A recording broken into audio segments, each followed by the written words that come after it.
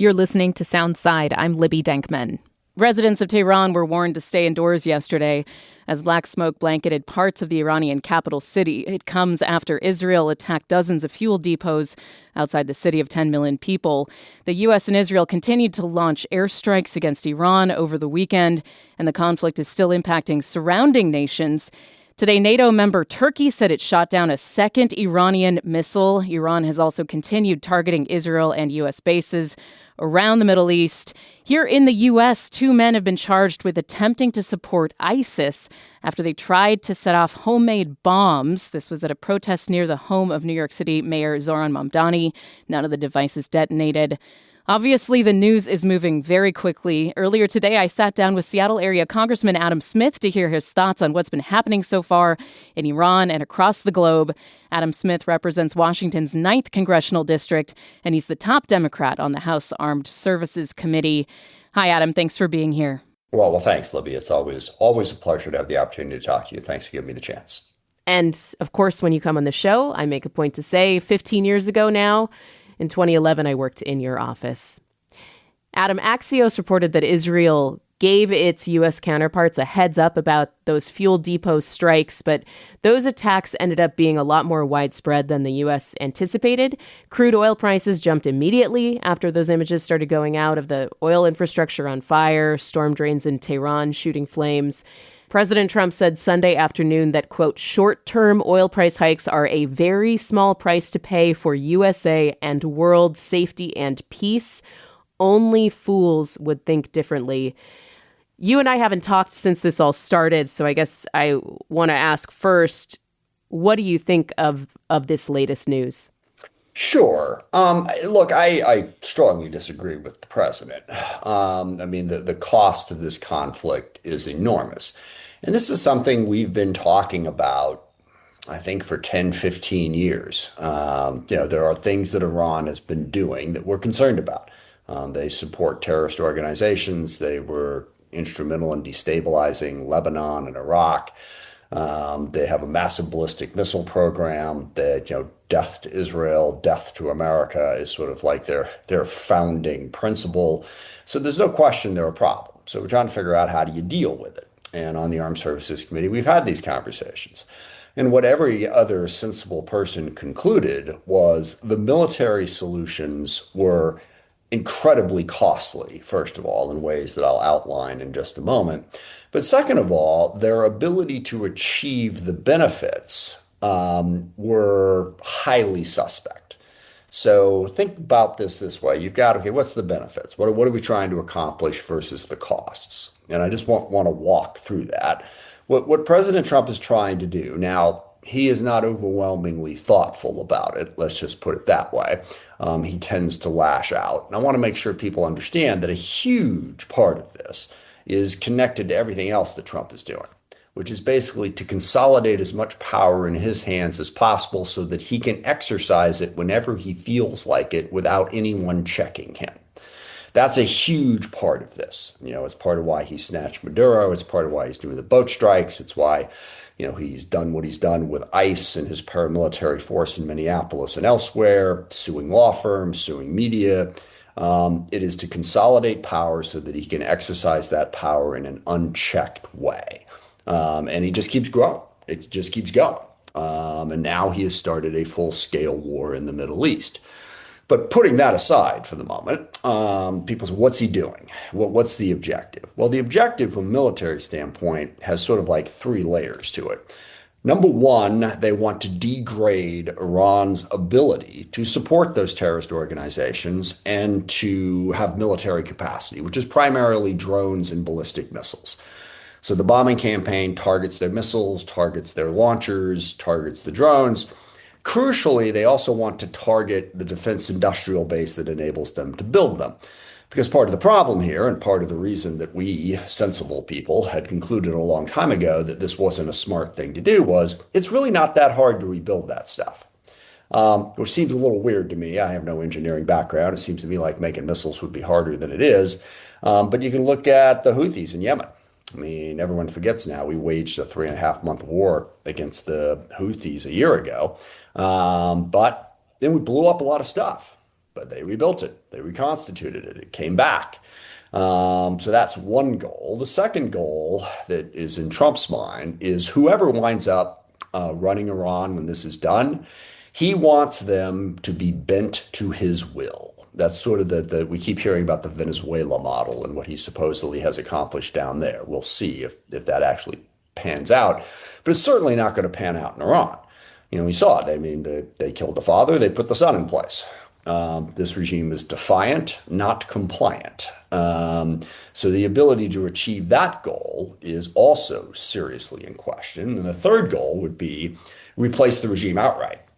And get a legitimate regime in place. Now, and that's a goal that every person should kind of aspire to. And I will tell you, but not with the military as the way to achieve it. Let me emphasize that point. I've got a number of Iranian Americans in my district who have been coming at me for a couple of years now saying, do this. And I have been resisting that for all the reasons that I'm outlining here. But the biggest one is not really achievable. Iran's regime is dug in and layered upon layer upon layer. They control the guns. They've got a 1 million person militia that enforces their rules. So none of those three things that I just outlined are achievable militarily. What can we achieve? We can set them back a little bit, okay? And then they reconstitute. Which, okay, but at what cost? And you mentioned some of the costs of that. You have civilians dying, being terrified across the region. I think we're up to 14 different countries now that in one way or another have been dragged into this conflict. The entire Middle East is completely disrupted, a major economic hub, certainly for oil. We focus on the oil. We see the price oil going up. Again, predictable, not just predictable, guaranteed if this happened. All right, but then just the whole economy. You've got, apparently the Middle East is also an important source of fertilizer, which literally means that people are going to starve in Africa and grocery prices are going to go up significantly because of this war. An enormous, enormous cost. And you're not going to be able to achieve the benefit. But, Trump doesn't think in a linear manner. He's like, I want it, I'm going to get it, let's go. But as I said, I've sat in these briefs for 15 years, all right? And I've seen what is achievable and what is not achievable. It's not achievable militarily, simply to come in there and replace the regime. And now the question is, how emboldened is Trump? Because clearly he's not going to achieve any of his objectives in the current path. Does he up the ante? Does he send in troops? A month ago, I would have said, no, I don't think he'll do that. Today, the possibility terrifies me. And I think it is distinctly possible given Trump's authoritarian, autocratic mindset at this point. You mentioned Ali Khamenei's son being named the new supreme leader, Mojtaba Khamenei. This was the IRGC's, the Iranian Revolutionary Guard's preferred candidate. He is assumed to be a hardliner, although we haven't heard from him really much at all over the years. His son, Mojtaba Khamenei's son, his wife, his mother, and of course his father was just killed by Israeli strikes with U.S. support. Unless this new Khamenei surprises everyone, Iran is not offering up a Delcy Rodriguez type Venezuela compliant leader. I'm hearing you say the Islamic Republic has staying power, that your assessment of these briefings over the years are that this is not achievable. So what is a likelier outcome? I mean, the conflict has already widened, as you've outlined. State collapse of Iran, a la Libya or Syria, civil war, balkanization. Like, what do you expect to happen? Well, first of all, we should stop this war right now and shift to trying to contain the problem. And, I don't think it likely that Iran's going to collapse in the way Libya did because of how solid the Iranian regime is compared to Libya's. Now, if the regime did collapse, that would be the third problem. Let's say that I'm wrong, and let's say that we degrade all their stuff, the regime collapses. Then you get to the final piece of this. Okay, but what replaces it? And you do have a massive divide amongst Iranians who oppose the regime. You got various different ethnic groups. You have supporters of the Shah's son. Those are the people I've been meeting with in my district. You got others. So quite possibly at that point, if you got to that point, yeah, a Libya-like scenario might, or a Syria-like scenario might play out. I don't think we're going to get to that point.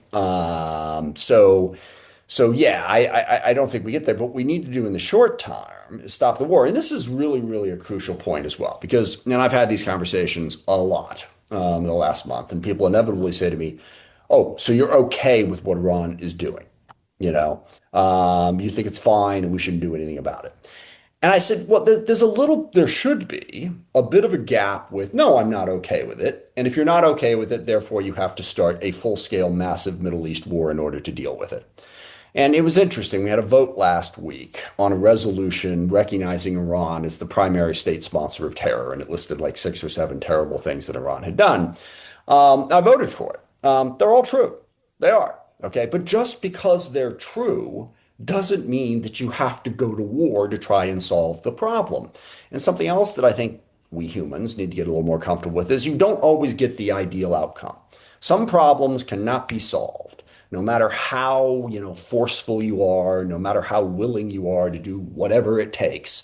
Some problems have to be contained because you're going to struggle mightily to solve them no matter what you do. And an extreme violent reaction simply makes things worse. And I think Iran is in that category. We should try to contain all of those threats, but not imagine that we can launch some massive war that's going to solve them. So that's where I think we stumbled into this. Now there's 2 possible outcomes at this point. One is what I just said.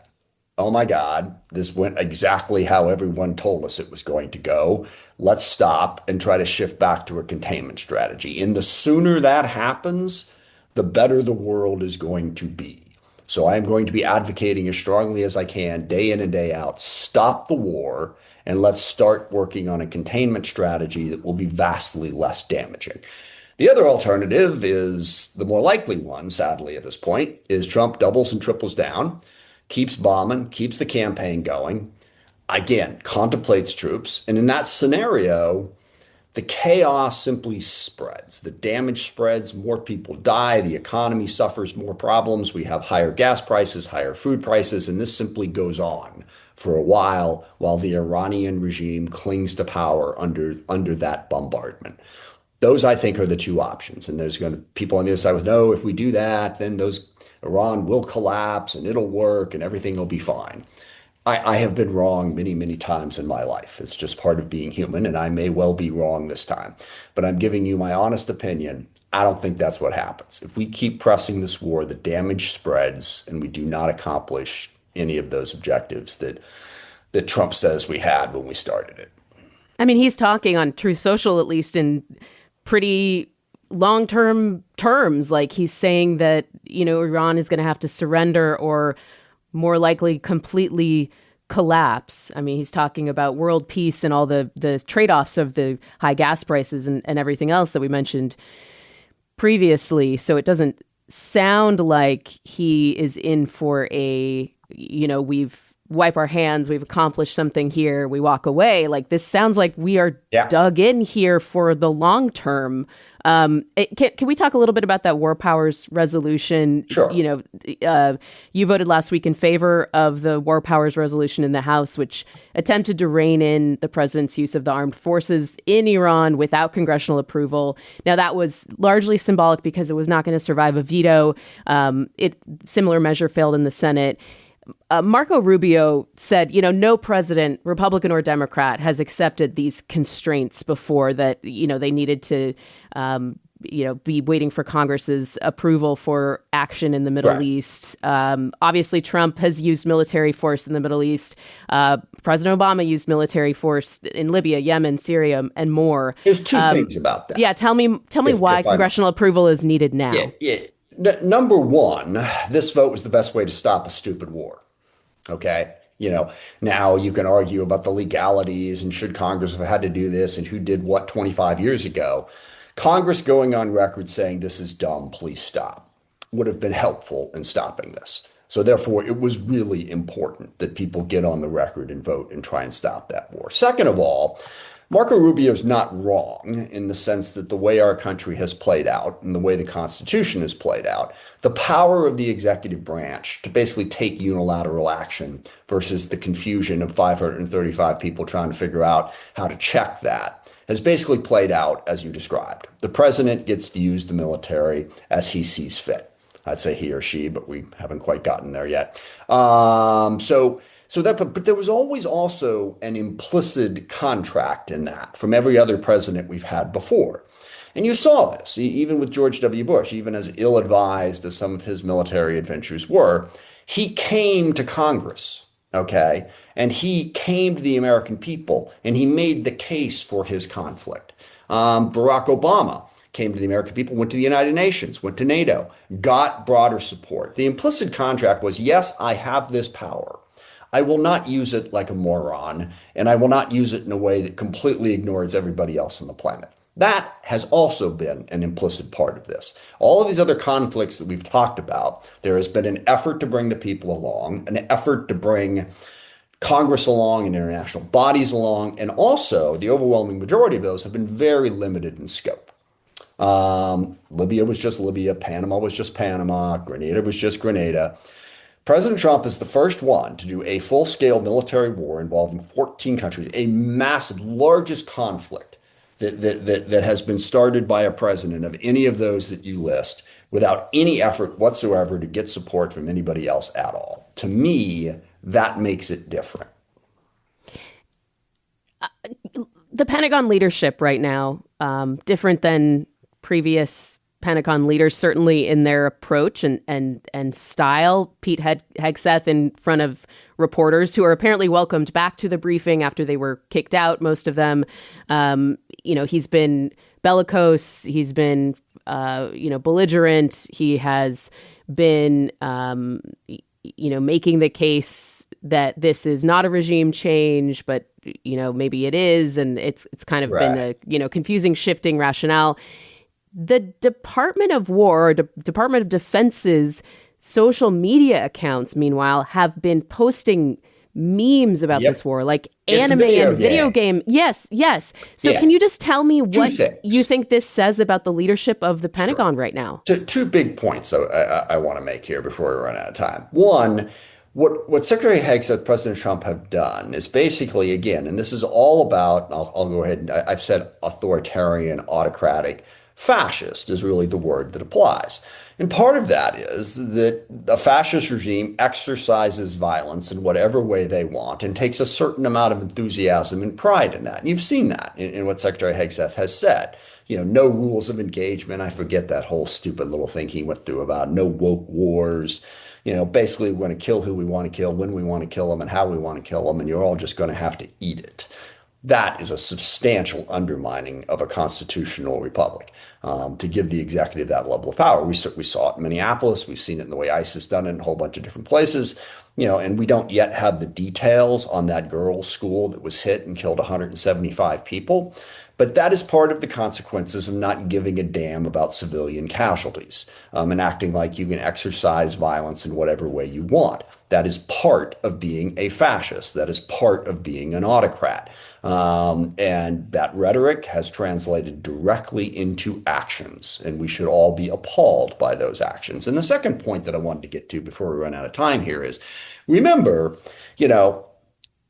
we supposedly had learned our lesson over the course of the last 30 years. And look, as I alluded to when talking about that resolution condemning Iran, I've been there. Muammar Gaddafi, Saddam Hussein, Taliban. These are terrible, awful, horrible people. And you make that case, and then you're like, it is so seductive to think that you can fix that problem just by flexing your muscles, basically, by using your might. You know what? We're not going to put up with this bullshit anymore. We're going to go fix this. We're going to, and what we should have learned after our brief little hubristic moment in the post-Cold War world, when we thought whatever needs to be done, we're the world's sole remaining superpower, we can go ahead and do it, is, no, actually, it's a little bit more difficult, complicated than that. And do you know who spoke more? Well, sorry, I almost said eloquently, and you'll understand why that would have been a terrible word to choose. Who spoke more forcefully that he had learned that lesson? Donald Trump on the campaign trail. No more stupid wars. I'm not going to do this stuff. But I really want people to understand what he was saying, because he said over and over again, you can find the tape, elect me president, there will be no war in Iran. Specific. Not just no World War III and all the other stupid crap he said, but specifically, no war in Iran. Well, what do you mean by that? What he meant was he's just so powerful and so good at everything. He's the ultimate deal maker. It'll never happen on my watch. And the number of people who have bought into that crap that he said over and over again, he said the same thing. He's going to solve the war in Ukraine on day one. Inflation will go away. Healthcare will be magically affordable for everybody. It's just the ultimate con man's play. And I really think we need to emphasize the fact he was wrong. Okay? No, the war started. The war started. You were vastly weaker than you claimed to be. So let's stop buying in to the all-powerful, I alone can fix it, egotistical emperor with no clothes bullshit, and recognize he's not capable. He's just a con man. And we need to stop believing him as he consolidates more and more power in his hands at the expense of our constitutional republic. Last question for you, Congressman. Are Americans safer today than when the U.S. and Israel started these attacks on Iran? Good God, no. Okay. I mean, we are fleeing embassy after embassy. Tens of thousands of Americans had to flee the entire Middle East. Something blew up at our embassy in Oslo yesterday. Someone lobbed a pipe bomb at Mayor Mandami's house in New York. Threats have spread across the world. No, I mean, I do not like to be an alarmist, but there is no question that Americans are less safe now. Since this war started, we are the targets all across the world of responses to this war. And certainly, we've also had massive disruptions now to the economy, the very issue that Trump was supposed to focus on. And, when you talk about inflation and economic growth, it's not always easy to see the connection between policies. Presidents take credit when things go well and shift blame when they don't. But how much does the president really control these things? Donald Trump's specific policy choices have specifically driven up prices for Americans. Starting this war in Iran was a choice. It was a terrible choice, a choice that's going to have terrible, terrible consequences, already has. And it was a choice that is devastating to our economy and driving up prices, precisely what Donald Trump said he would not do. Congressman Adam Smith of the 9th District, including Bellevue, Renton, thank you very much for being here, and I hope we can talk again soon because there's certain to be more to unpack. Absolutely. Thank you, Libby. I really appreciate the chance. Thanks for listening to Soundside. Don't forget you can listen live on KUOW 94.9 FM Seattle at noon and 8 p.m. Monday through Thursday, or anytime online at KUOW.org or on your favorite podcast app.